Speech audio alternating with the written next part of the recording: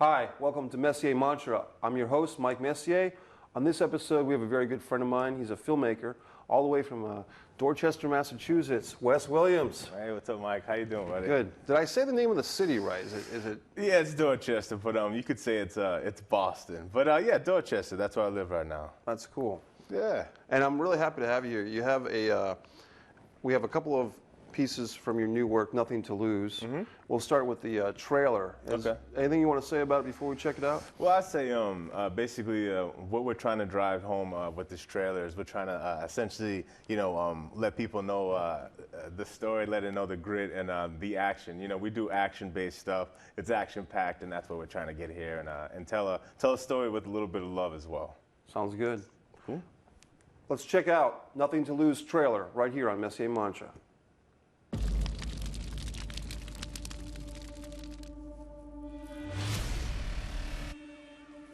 I think we should do it. The job with Marcus? Y'all ready? Yeah. Wait a minute. You might want these.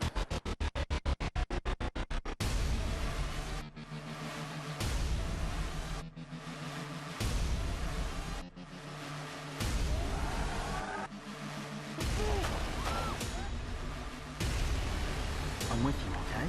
This is the job. You want it in. This is not what we signed up for.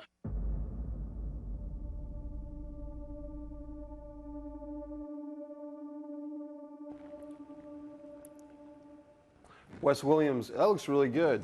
Cool. And that's a friend of mine, Jose Gonzalez, who's on episode 2 and 3 of Messier Mantra. Is that right? About 2 years ago. He was Okay. my second and third guest, respectively. So it's good to see him working in your film. And tell me, when did this piece start going together?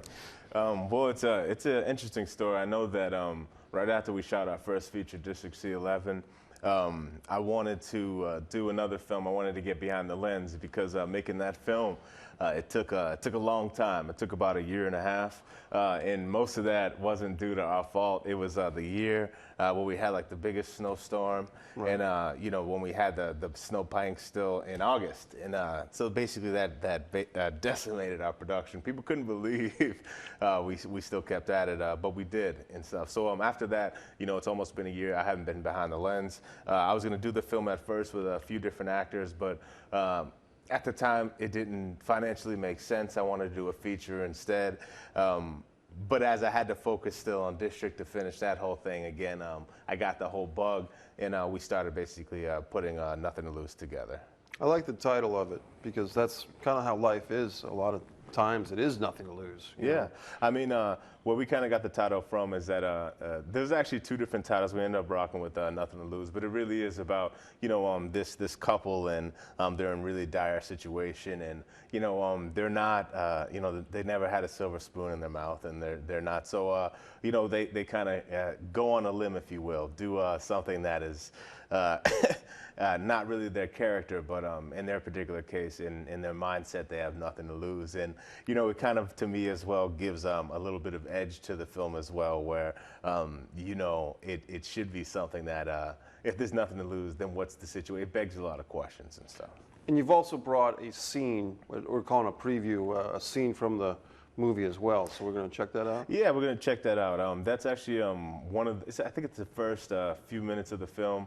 It really engages the viewer. It's kind of our hook, if you will. But basically, it kind of sets you right in the moment right before all of this action happens in this film. And then you kind of see that these 2 characters, Cindy and Luke, are out of their element, and they're really nervous. And I guess there's this cousin Marcus, and that's kind of their connection to this dark world, or this crime world, if you will. And the whole time, in this film, they're kind of bumbling through this whole traumatic experience. But it's kind of what keeps them grounded and keeps them alive is love, essentially. So it kind of all comes back together, and again, having nothing to lose. Sounds good. Let's check out the scene real quick. All right, Let's check out the scene from Nothing to Lose. All right, let's do it.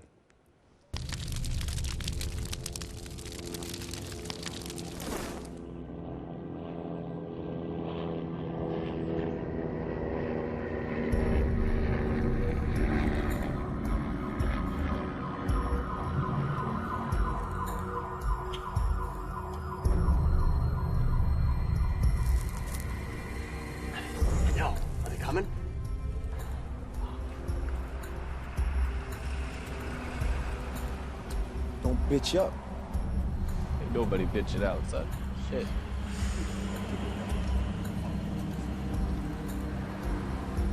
Come on, man. You're gonna drink the whole shit. I'll buy you. You ready, baby? Ready as I'll ever be. You got your gun?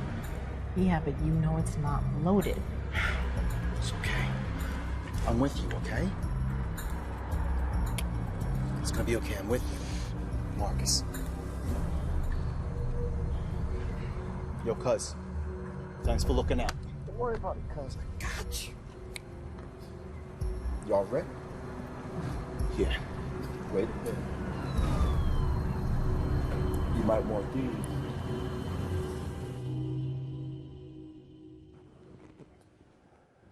Okay, we just saw a scene from Nothing to Lose, and so where are people going to be able to see that your film, your finished work? So people are going to be able to see the finished film in the U.S. and the U.K. and on Amazon Video Central.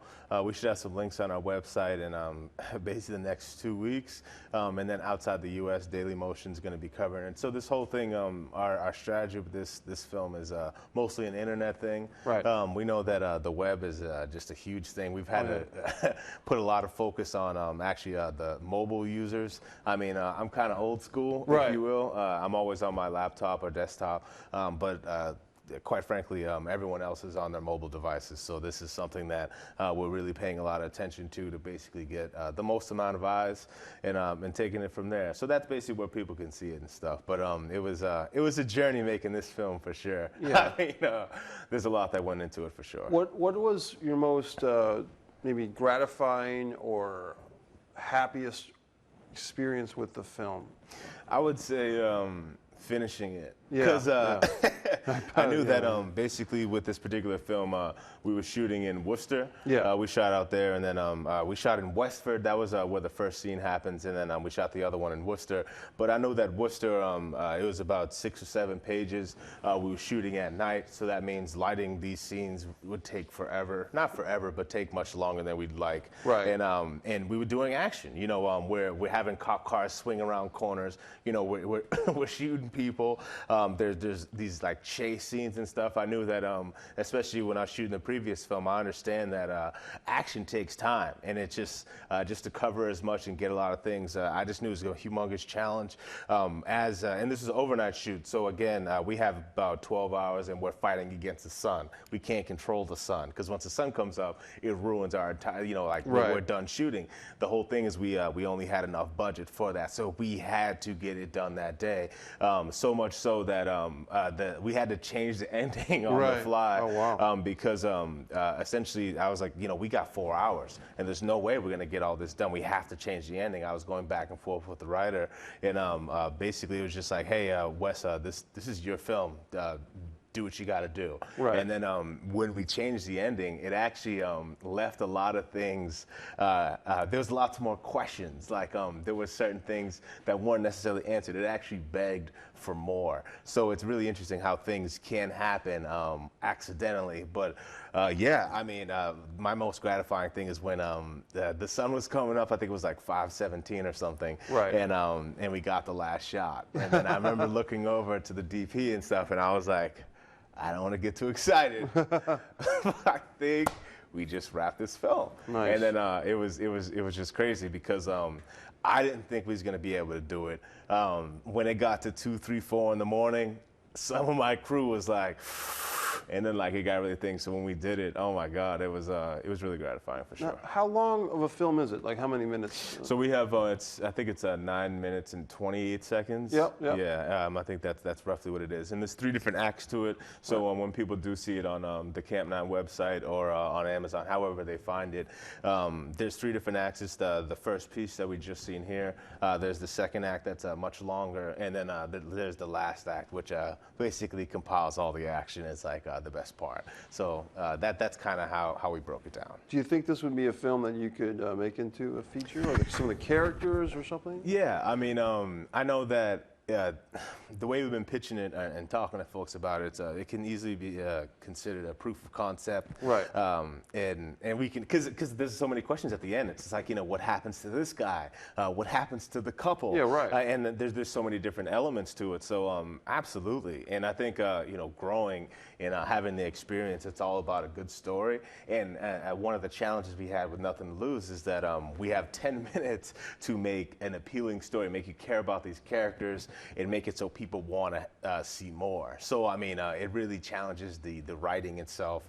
And I know that if we had more time and gave it a little more breath, we can breathe a little more life into these characters. But to answer your question, yeah, I think this absolutely could be a proof of concept, and we could shoot a feature for sure. Now, put over some of your folks that you worked with, so cinematographer, the writer, and you said, was it a co-writing situation with yourself? Or Yeah, I mean, so it's really, at Camp 9, there's lots of different departments, if you will. Right. We have like our writing team, we have our editing team, and then, there's the whole marketing, branding, and building the company. But in regard to on set, we mostly bring people in and out. A lot of folks that we've worked with before, a lot of folks that are new on the scene, and or some folks that I've seen for years, and they've seen me for years, and we just never got to work together. So, I mean, on this particular project, I know we went with Ben Heald. He's been doing great work around here. He basically started in gaffing, and then I know that he's worked on a lot of big sets like Equalizer, and I mean, the list goes on. He'd probably smack me on the hand for not knowing more. Well, he was a cinematographer on this yeah, one? So that's the whole thing. You see a lot of these guys working on these really big sets, and they see in the, these pros doing it. They can't help but look and kind of seeing what they're doing and want to aspire, because a lot of folks, if you talk to any film folks, and especially with the whole school thing that we're doing now, we'll talk about that later. Yeah. A lot, like, everyone kind of wants to either be a director or a cinematographer, but I don't care what school you go to in LA, New York, whatever, you're not going to graduate and they're just going to throw you this $20 million movie and you're just going to direct it. Yeah, right. It just does not happen like that. So a lot of folks, they come up through the ranks, and as they come up through the ranks, what really helped us, and this is what I looked for in the resume, was it was great that Ben had a background in lighting and gaffing, because when we were creating these shots and lighting these shots, he was helping our gaffer, like, hey, can we throw some pepper light here? Can we pull up a 4K here? Let's turn down the tone a little.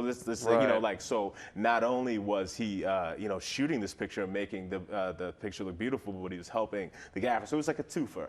And these are the experience that you kind of seeing more and more nowadays around here, which is fantastic. I mean, in regard to the writing, it was kind of a co back and forth, even though I did let Rose Carlson, she wrote it, if you will. Right. And, we worked together. I definitely wanted to make sure she had creative control in regard to it, but there was some elements that I wanted to make sure stayed in place or got through, just to make sure. And I know that we had quite a few conversations, but we made it work ultimately, and I'm glad you came on board. And the other two actors, not just Jose looks great in this, but the other two actors. Yeah, so it's Juanita Pearl. Yeah. So that's our Cindy character in this film, and she actually has more of a like a theater background, if you will. And it's really interesting how many actors that I do meet that start in theater and then move over to film, or vice versa and stuff. But basically that was her background. When she came into the audition, she went through a lot of different folks, but she did really well. She really nailed it. Quite frankly, when I seen her resume come through, I didn't think I was gonna pick her, to be quite frank.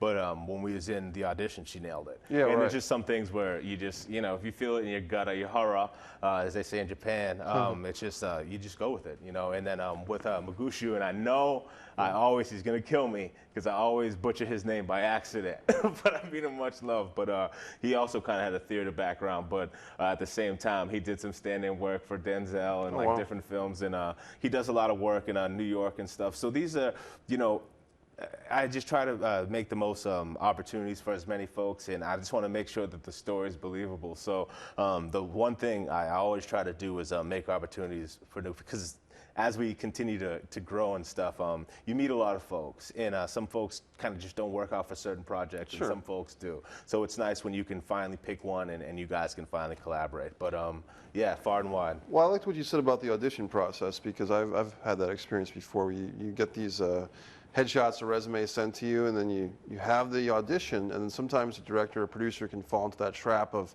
preconditioning themselves to think, well, this one's definitely going to get the role, and we're just going through the motions. But then you have the actual audition. So the person you think might nail that part may not even show up to the audition.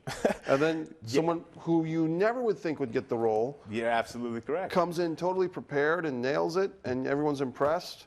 Dude, that's exactly, and like I said, that's one thing I've been telling a lot of folks, and something that I've learned over the time is like, you know, always focus on what you can control and what you can't. Right. You can't control getting that audition. You can't control getting that job, but what you can control is your preparation before the audition. What you can control is your delivery. So when you go in there, so it's just like, you know, that happens all the time, and just like I said, Juanita wasn't expecting, Magusha I wasn't expecting, because I almost gave the role to someone else because they just looked the part. Right. But when I was like, hey, but you got to send something over. I got to be able to prove to my folks that yes, this guy, he's for the thing. But when he sent it to me, it was this video on his iPhone, and it was dark. I couldn't see it, and he actually had the paper right beside it as he's doing the audition. So it was just this disaster. And I heard from another actor about the guy who actually got the role, and you know, never heard of him, never seen him before. He sent his video audition. You know, he had his name. He's like, hey, my name is XYZ. Right. I'm reading for the part of blah blah blah. You can reach me at this, this, and this. And then he went, like, you could tell he put effort into it. He wanted it, I guess, more than the other person. So that's just basically how that boiled down, and he's very supportive. I'm glad we brought it on. So that's just how things happen, man. What I've learned is that sometimes as directors we might want to give roles to our friends or people that are well liked or whatever. But what the discovery has been for me time and time again is when you make people go through the process of auditioning, they actually value the role more. They cherish it more. It doesn't have to be a big budget project, but if you or whoever put the script together took the time putting this thing together, make them audition, because then they cherish it more. They value it. Absolutely, and then that's another thing too. You know, being in film and pretty tight-knit community, if you will, you get to almost meet everybody, and you want to give your role or give roles to folks and stuff, but just like you said, if you just give it to them, it's just like and then it's you know, you're kind of shooting yourself in the foot, because there could have been someone else that's like, this is my first role, I'm gonna give my all, and those are the folks that really surprise you. And so again, that's why even from the casting process, I've taken a step back, because people look at me, and then if I see them at a party, like, hey, Wes, I auditioned for your film, I didn't get it. Now I'm looking like the bad guy, but really it's just like every project, I want to present new opportunities. Like I said, there's folks that have submitted to our auditions there's actually a story. I'm not going to say any names, but there's just one actress where she just kept sending her resume every last time we did an audition, and I think she's been rejected 5 times. There's a project that we're doing in the middle of November. It's from a different producer, but we're co-producing it, and this particular actor was perfect for that project. The one that's been rejected. Yeah. So on her 6th time, she finally got in the door. Now she's leading, and it's going to be I told her, I was like, you know, it's been so long, and I'm so happy that we finally get to work together. But it just takes that persistence and stuff, and that's when you are making a film. You do want people who are persistent, and this isn't like, hey, I want to look cool in front of a camera and get my likes. It's just like, hey, I want to do this. Like, I love this. That's good what for we her, want. and that's a great story for any actor. Absolutely. Before we move on, I want to, if we can, there's a couple of still photos you brought, so I'll ask the good people in the production studio. Here we go. Nothing to Lose is your movie poster here. That looks great. And who did the graphic design? Did you do that? No, I'm actually not that talented in graphic producing. So what we do is a lot of the folks we get from LA. Yeah. And the reason we do that is because a lot of these folks, they do that every day, all day. And, right. you know, even with this particular, this artist, there was certain things where he's like, hey, Wes, you're not really going to want to put this here because that's not really what they do. And then, like, even in regard to the whole credit block, right. I had things kind of all over the place. Like, Wes, you're going to want to kind of, and this normally says presents a blah, blah, blah. But that's mostly what we do. We outsource it out to LA. I know that I've tried for years to get some graphic artists that are more local. I do find them, but what I found is that just because of the saturation of talent in LA, we can get some really good work, and we can get it at a pretty respectable rate. So that's basically how we go about that. And we have a photograph, a still shot of you in director mode. Oh, geez. I like that. I like that. You know, yeah, that's when I had a lot less hair. Sure. But yeah, I mean, these are the things that we try to keep up on. We want to make sure that we do have our presence on social media, and that's just kind of just a part of the game. I'm not one of those people though that like to, you know, the whole Snapchat thing. I'm kind of being pushed into a corner where I created one now. Right. It's Camp 9 Film CEO. Yep. But yeah, and that stuff. So I'm not really one to always get in front of the camera and say, hey, look at me, this and that. But at the same time, this is something that's almost a necessity in regard to the world that we live in today. So I want to mention you're doing training. You're doing industry training for people. Yeah. Tell me So about that. so that's something that that actually just came about in the last 4 or 5 months. Okay. So I was working with this other school out in LA.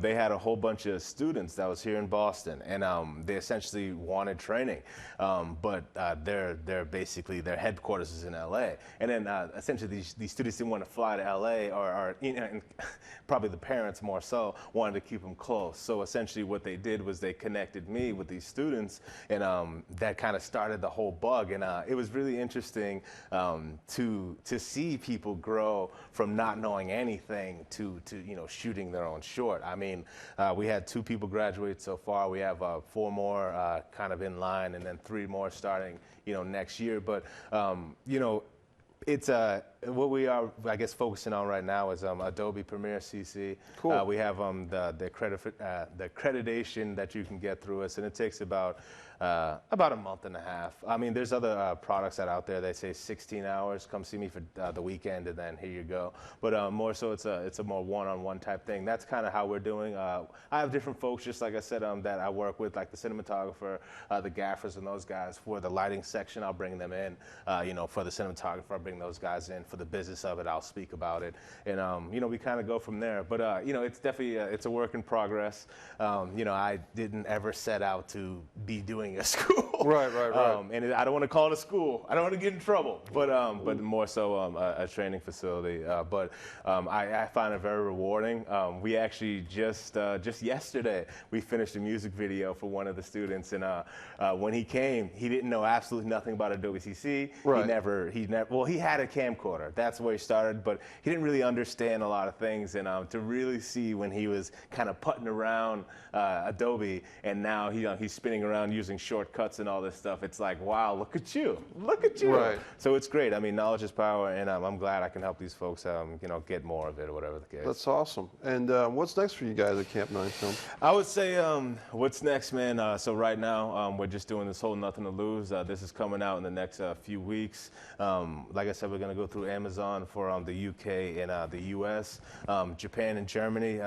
That's next with Amazon, but we have to get German subtitles and Japanese subtitles. It never ends, does it? All the things you got to do, it never ends. And then, of course, you have to remodify the poster because your poster is not their poster size, and then you just keep. Anyways, so it's the aspect ratios, whatever. Wow. There's a skit that we shot in the middle of, or the beginning of October or something like that. We're going to be releasing that in December. I know that there's another short that we're going to be shooting. Like I said, it's called Snap. It's our first horror. It's cool. going to be really cool, man. There's luckily only 3 actors, which is awesome.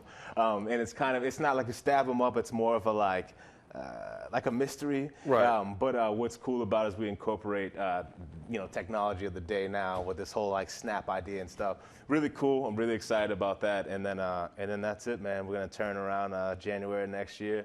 We're gonna start with the feature with Cedar Road. That's also a kind of horror, thriller-ish mystery. Again, just like a few actors, 2 locations, and just get a few B actors in here and just make it happen, man. Just go to the next level. How do people get in touch with you guys, Camp 9 Films? Well, I think the best way to get in touch with us would be emailing us at info@camp9films.com. I think that'd be the best way. There's someone manning that. They check it once a day. Right.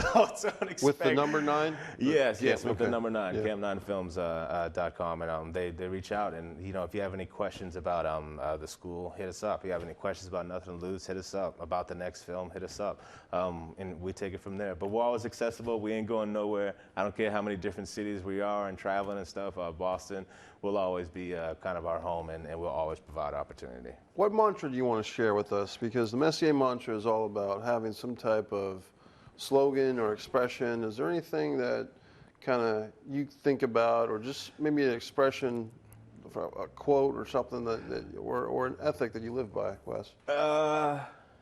That's a good one. I think something that I live by is never give up. Yeah, that's fine, because that's true. Yeah. Because so many people, they have all the stories of people that have been big success eventually, even the guys from McDonald's or Kentucky Fried Chicken, or they went through so many people that they got put down, shot down, rejected. Mm-hmm. I mean, the story of your actress is a great example. I mean, yeah, just I guess the mantra I live by is never give up, man. I mean, from where I've been to where I am now, I mean, I've been kicked in the face, punched in the face, I've been beat down, I've been abandoned. And I don't want to That was just this morning. That was just in Seekonk on the way to the studio. Mike, I'll be 10 minutes late, I'm getting beat up, but we'll still do the show. But nevertheless, but it's cool. I mean, you just got to come back and then and just keep it moving, man, because no one's gonna do it but you. You got to pick yourself up, and people see that. And then the whole another thing is you ain't got to impress nobody but yourself, man. I like it's that. It's just like because you just got to do what you do, and just keep making it happen. And we're in a world of social media and so forth, where it's so living for likes is a statement I've made. Like we're all kind of looking for that approval. But we just have about a minute left. But I just want to ask you, in a minute or so, can you tell me, where did Camp 9 Films, the name, come from? Because that's an interesting name to me. Yeah, Camp 9 Films came from in the very beginning of this whole thing. It was me and 8 other friends and cousins. Makes sense. And then basically we all started, we was going to be making films, but not all of us was filmmakers, you know what I'm saying? My brother, he's not really a filmmaker. My cousins and stuff, they love me to death and they'll help me with whatever. But basically that's how it started. But as it started getting tough, I kind of found myself by myself, and then we just kind of just make it happen from there. Start getting people that are in the industry, start building the whole thing. But that's where it started from. It was me and 8 other friends. That's cool. Camp 9 Films. Awesome. Well, Wes Williams, thank you so much. Hey, Nothing Mike, to lose. Always a pleasure. Always a pleasure, player. Thank you so much for having me come by, man. Thank you. Thanks for watching Messier Mantra with our guest, Wes Williams. We'll see you next time.